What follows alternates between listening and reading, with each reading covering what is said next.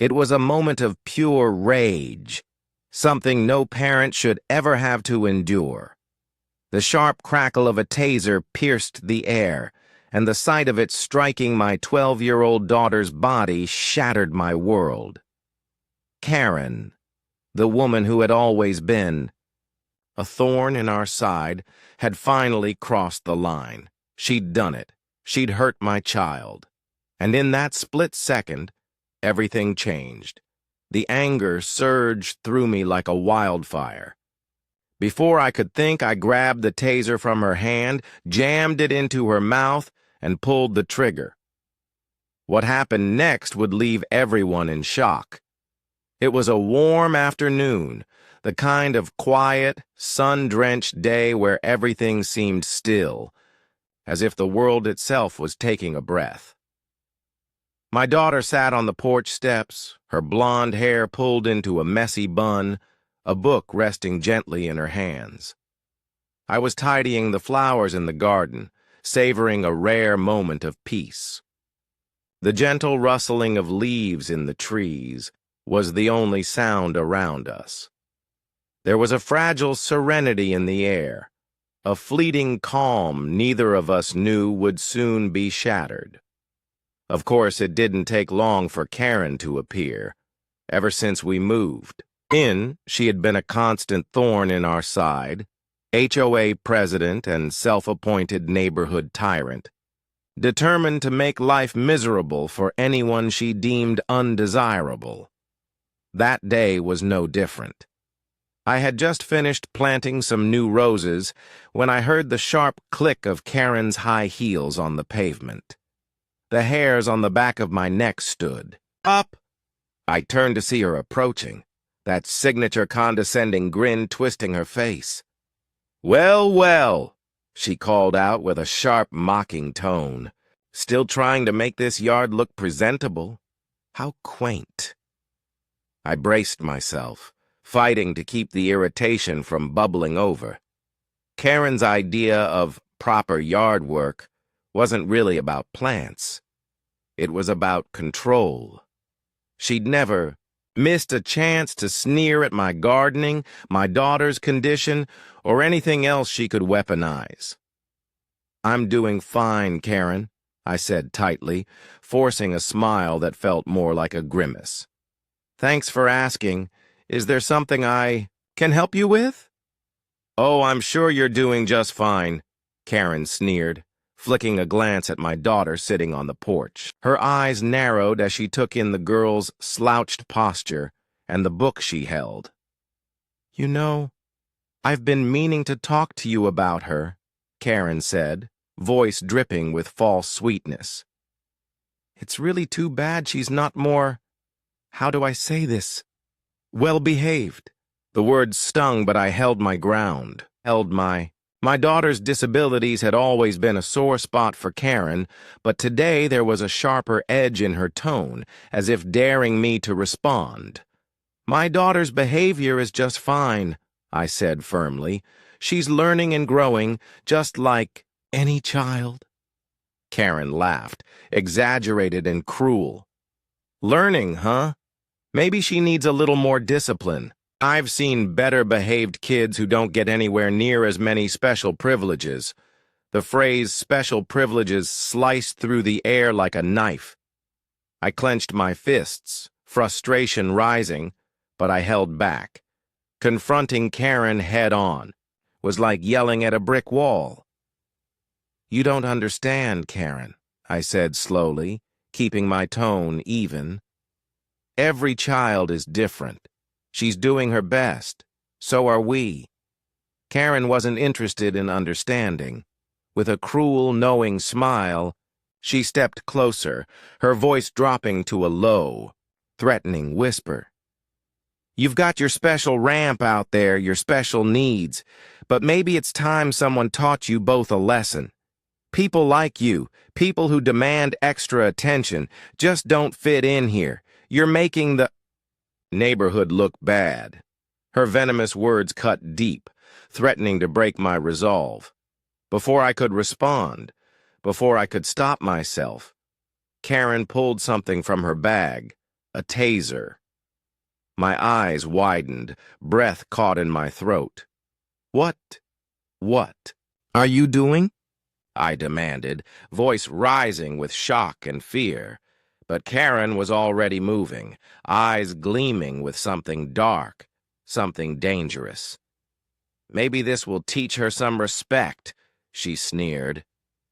In one swift motion, she aimed the taser at my daughter, who was still frozen on the steps, confused. "No, Karen!" I screamed, but it was too late.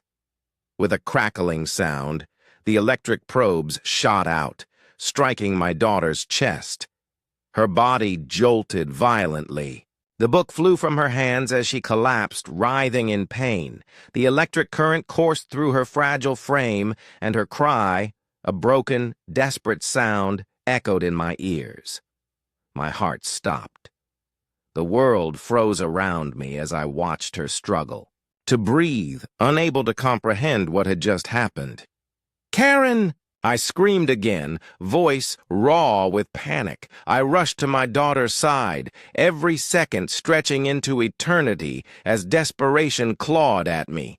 Karen stood there, watching the chaos unfold with twisted satisfaction on her face. I saw the cruelty in her eyes as she looked down at my daughter's pain, as if it was some twisted lesson.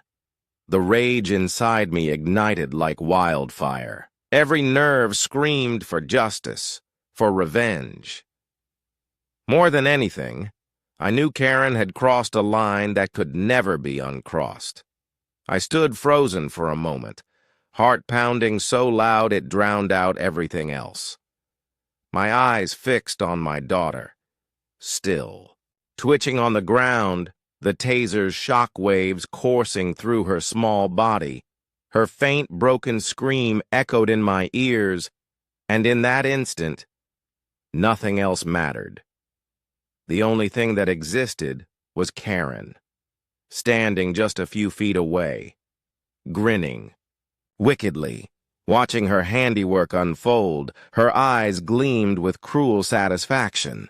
Her lips curled into a smirk as she stood over the child she had just harmed. The power in her hand, the taser, still smoking, seemed to fuel her. She savored the moment, relishing the fear she had caused. I saw it clearly now. This wasn't just about the ramp or some trivial disagreement. It was about Karen's need to dominate, to exert control over anyone she deemed weaker. The sight of my daughter, helpless and writhing, was the final straw. My rage rose from somewhere deep inside, a primal instinct to protect my child against this monster standing before me. My mind raced. Thoughts clashed. The anger threatened to consume me. It was a moment of pure rage, something no parent should ever have to endure. The sharp crackle of the taser sliced through the heavy afternoon air, and then the searing shock struck my 12-year-old daughter's body. Karen, the woman who had always been a thorn in our side, had finally crossed the line. She had hurt my child. In that instant, my world shattered. The rage inside me exploded, raw and uncontrollable. Before I even realized what I was doing, I lunged forward, yanking the taser from Karen's hand. My breath came fast, my fists trembling, not from fear, but from the ferocity of a mother pushed beyond her limits. Karen barely had time to register. My move. Her eyes went wide, frozen in shock as I pressed the cold metal of the taser against her lips. A heartbeat later, the crack of electricity ripped through the air, and Karen's body convulsed violently, spasms racking her frame as the current surged. The world around us faded into a blur. Only the sound of Karen's ragged gasps and the fading crackle of the taser remained. She collapsed to the ground, broken and vulnerable. I stood there, chest heaving, heart pounding like a drum in my ears. For a moment, There was no guilt, no regret, only the raw, burning truth that my daughter was safe. It had started as a quiet afternoon. My daughter, her blonde hair tied messily, sat on the porch steps, absorbed in her book. I was tending to the roses when the clicking of high heels shattered the stillness. Karen appeared like a dark storm on the horizon, her smirk sharp and mocking. "Well, well," she sneered, eyes narrowing on my daughter. "Still trying to make this yard look decent? How quaint." Her voice dripped with cruelty, thinly veiled contempt for my girl, her disabilities, our family. I held my anger tight, forcing a calm I didn't feel. "She's fine, Karen, thank you." But Karen wasn't finished. She stepped closer, voice dropping to a venomous whisper. "Maybe she needs a little more discipline. I've seen better-behaved children who don't get so many special privileges." The words cut deep, but I stood my ground. Every child is different. She's doing her best. Then Karen reached into her bag and pulled out the taser. The world tilted. "What are you doing?" I screamed, heart slamming against my ribs. Before I could react, she fired. The taser's probes struck my daughter's chest with brutal force.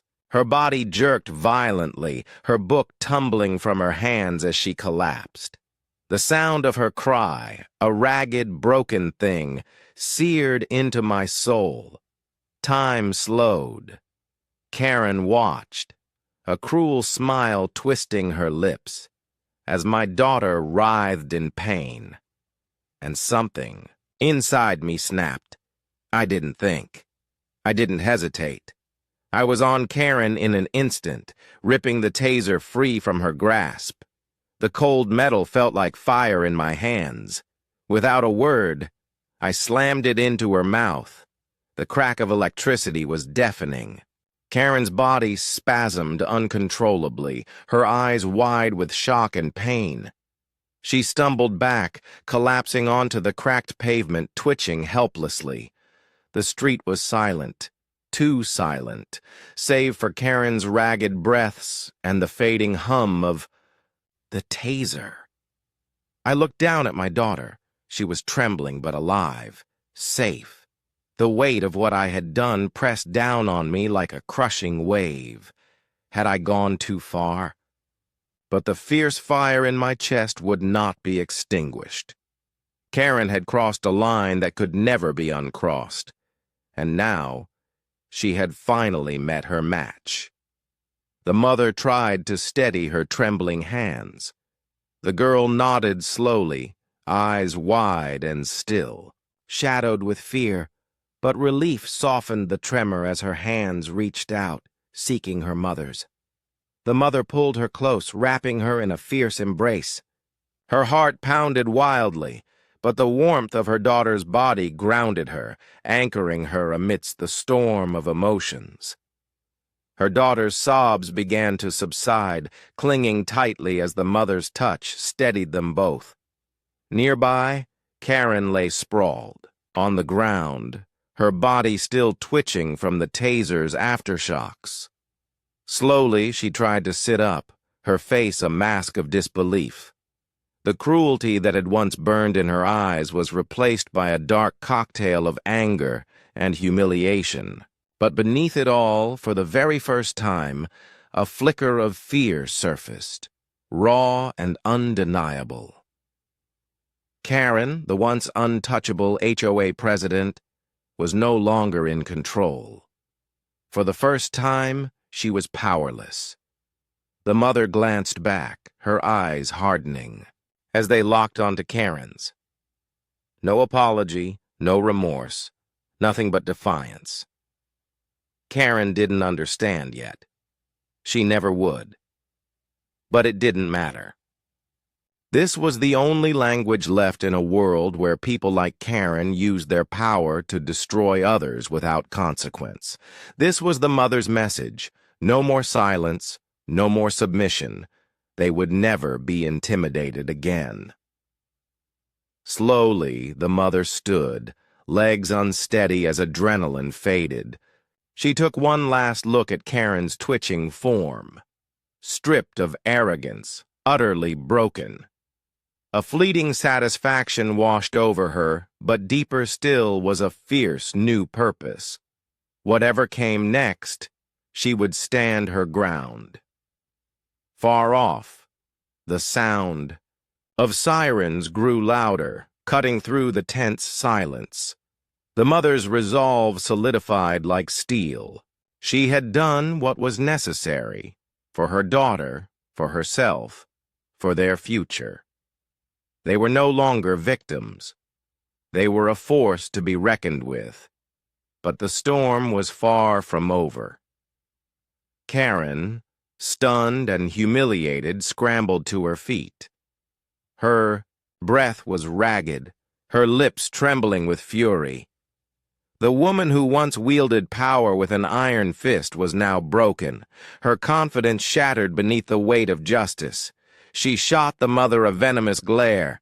"You assaulted me!" she spat, voice rising in accusation. "You attacked me. You have no right. You'll regret this." The mother didn't flinch. Her gaze stayed steady, unwavering.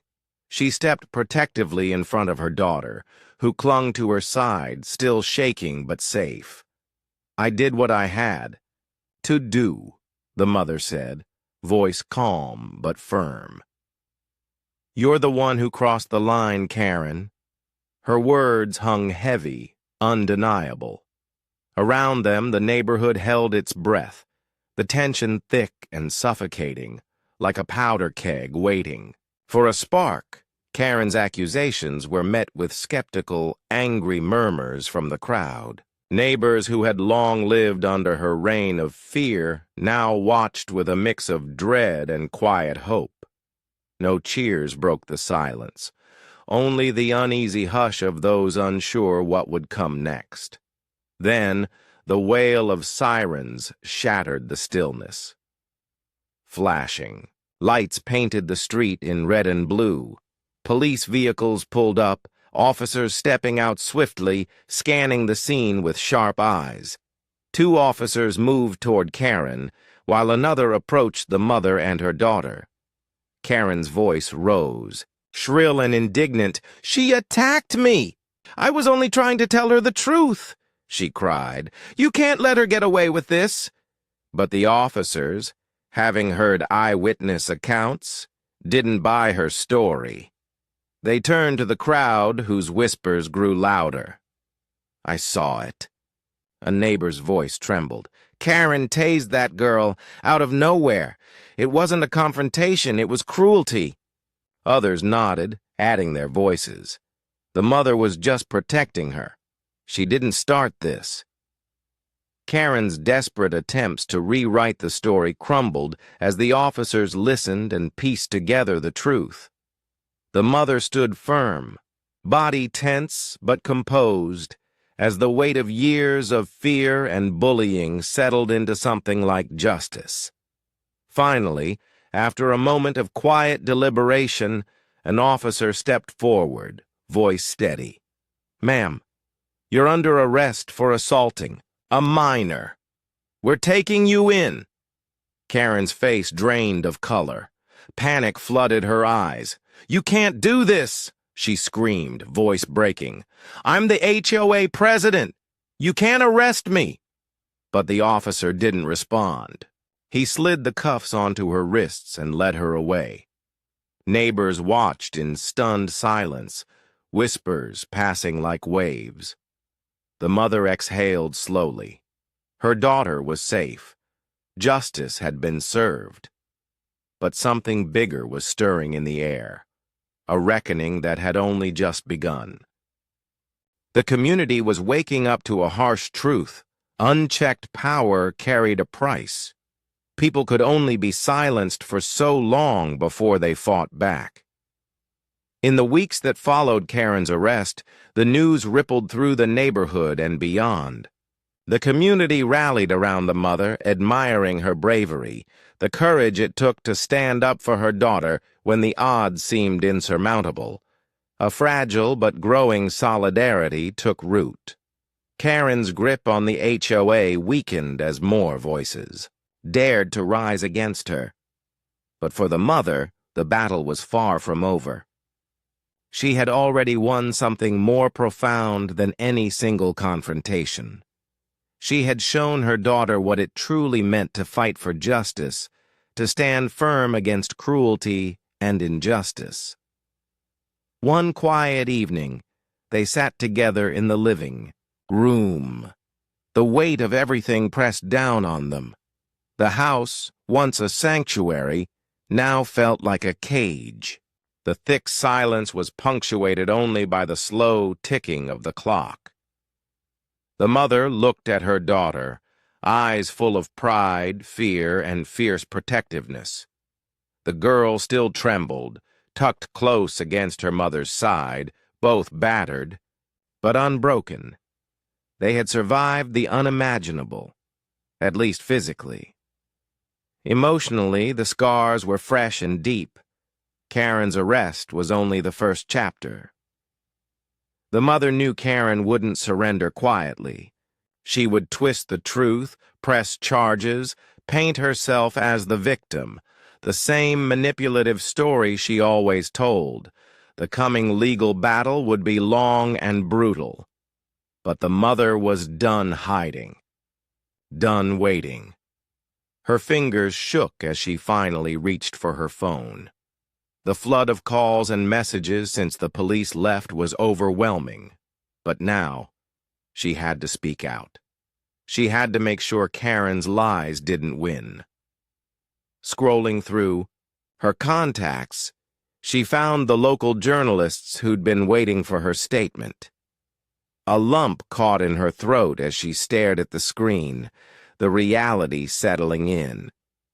Before she could send her first message, her daughter's pale face looked up at her, voice trembling.